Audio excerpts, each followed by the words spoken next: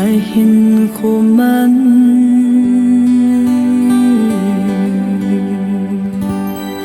pakai lung lay hina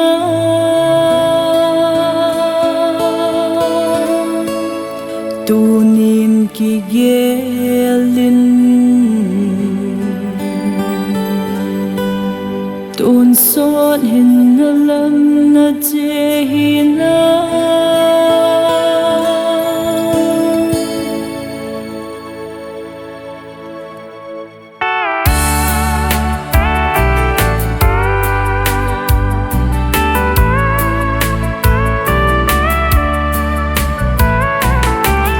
sự nộp xa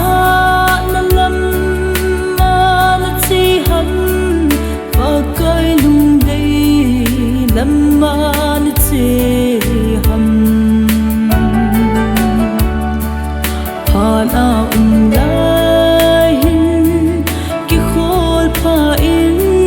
o so pi pa lung gay sang loi ta ding azole ki si khamte Jesu Christan vang na phal poi God mun laman che ding zo na lung in hay zin pa nong lai hin ngài zin Jesu Christan na câu na o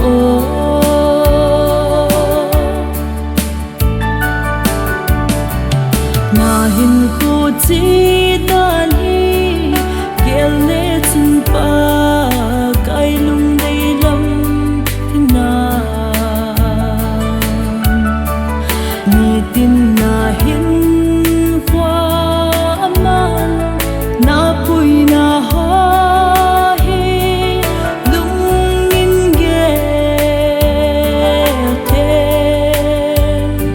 le chun pakai thang va jing tan la te Jesu Christan vang na phal poi God mun laman che ding zo na lung in hay zin pa nong lai hin ngài zin Jesu Christan na câu na o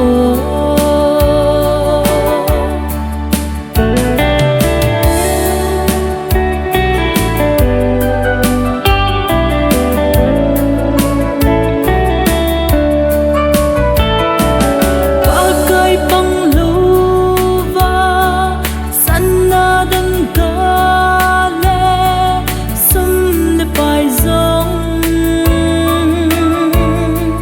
pan beijing amma nei te hu sanna dang ka sangin aman tam zo hallelujah amen lo pi jing hen